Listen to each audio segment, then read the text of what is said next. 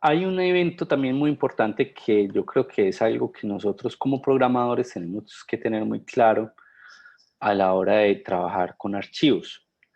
Resulta que cuando usted hace una escritura con un archivo, generalmente esa escritura o esa función write lo que hace es escribir en un buffer del sistema operativo lo que usted quiere escribir. Digamos, yo quería escribir hola. ¿Y a dónde quiere escribirlo? Usted lo quiere escribir en el file descriptor 3. Esa escritura no necesariamente se hace de manera inmediata en el disco duro. ¿Por qué no se hace de manera inmediata en el disco duro, compañeros, muchachos? Básicamente por una razón de desempeño, ¿sí? Ustedes saben que si yo hago pequeñas escrituras en un disco, pues va a ser mucho más ineficiente a que si yo cojo todas las escrituras, muchas escrituras, y las empiezo a organizar. Este lo tiene que escribir en el archivo 5, este en el archivo 7, este en el archivo 8, por acá hay otra en el archivo 3. Entonces el sistema operativo puede aglomerar escrituras, eso lo vimos en la clase de disco duro, y desarrollar estas dos escrituras, digamos, en un solo paso. ¿Sí? Entonces resulta que generalmente cuando usted hace el llamado al sistema write, no necesariamente esa escritura se va a hacer inmediatamente en el disco. Dependiendo del sistema operativo, pueden haber retrasos que pueden llegar de 5 a 30 segundos para que esa escritura efectivamente se desarrolle en el disco duro y quede realmente persistente. ¿Cómo así? O sea, usted puede hacer un write a nivel de su programa. La función write retorna y usted continúa la ejecución y en ese momento se fue la luz del sistema. Usted dice, pero siquiera pues la función write se pudo ejecutar. Y resulta que usted va a ver y no hay nada escrito en el disco duro de un archivo que usted esté manejando. Eso puede suceder, ¿cierto? ¿A qué se debe generalmente? Se debe a que el sistema operativo generalmente entonces no hace esas escrituras directamente, sino que las hace en un buffer en términos de desempeño. Empieza a almacenar todas las escrituras y cuando, digamos, a nivel de tiempo ya tiene un conjunto de escrituras, las manda al disco. Eso para algunos sistemas, pues, eso aumenta mucho el desempeño del sistema en general, pero para algunos sistemas puede ser crítico que una información que usted creía escrita en realidad no se ha escrito en un momento determinado. Digamos, si usted está trabajando con información financiera, esto es, pues, terrible, ¿cierto? ¿Qué pasa? Que usted intentó escribir una transacción y usted segura que la escribió, pero resulta que no, una transacción bancaria o una base de datos la está actualizando o, digamos, información crítica en general.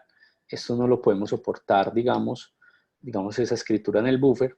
Entonces, desde el punto de vista del sistema operativo, tenemos también otros llamados al sistema que nos permiten desarrollar escritura inmediata en ese sistema, ¿cierto? Entonces, a pesar de que existe esa técnica que mejora el desempeño, a veces, dependiendo del tipo de sistema que yo estoy trabajando, eso no es recomendable.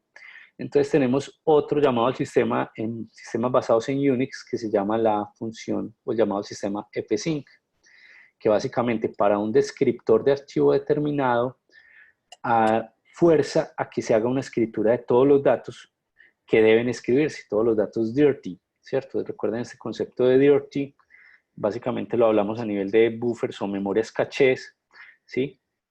¿Cuáles son los datos que no están actualizados, que no son coherentes con en este caso con el disco duro? Todos esos datos se escriben y se forza la escritura, pues, o se fuerza la escritura, pues, de esos datos con esta función. Esta función básicamente no retorna, sino hasta que los datos han sido realmente escritos en el sistema.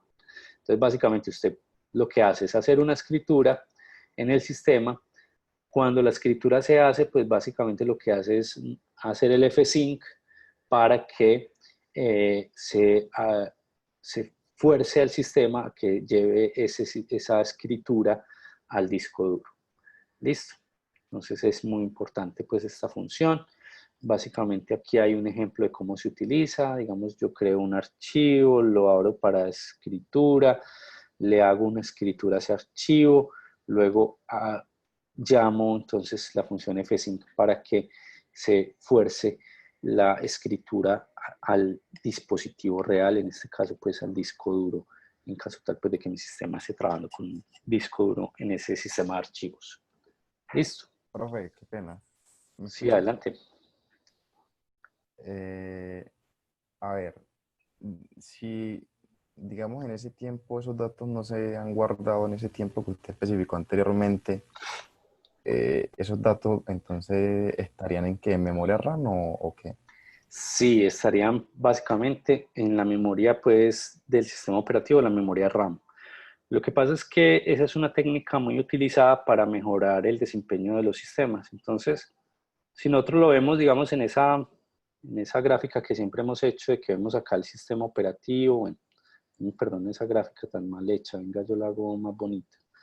Generalmente tenemos una línea donde decimos, acá pasamos de modo usuario, de modo usuario a modo kernel, acá tenemos todo lo que trabaja el sistema operativo y acá tenemos lo que es el hardware.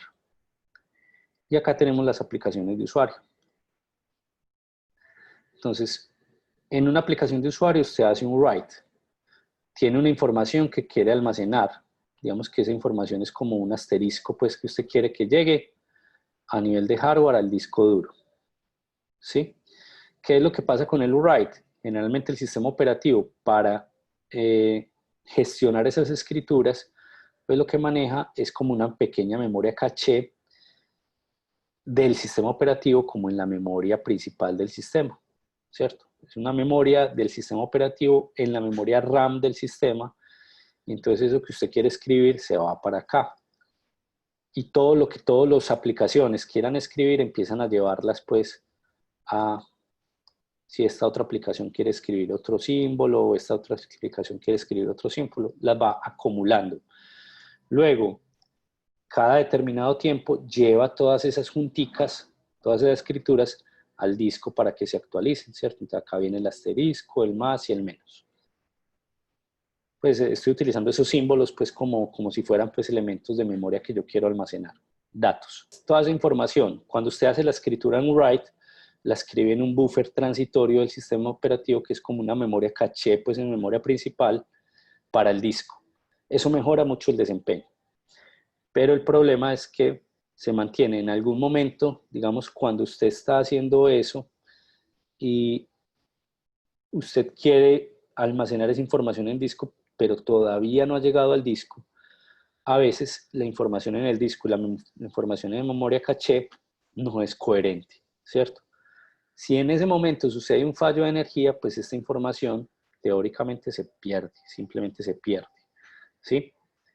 Eso a veces, pues, puede ser soportado, pues, o sea, yo puedo soportar que alguna información se me pierde en pro de la mejora de la eficiencia, a veces no, ¿cierto? Cuando yo no quiero que lo soporte, pues es ahí donde yo obligo a nivel del programa a utilizar la función fsync. Fsync, entonces, adicionalmente, cuando se hace la escritura, si yo llamo inmediatamente fsync, pues estoy forzando que eso que de mi archivo se vaya al disco duro en ese momento específico del tiempo, de manera que yo mantenga de algún modo la coherencia entre esos dos elementos.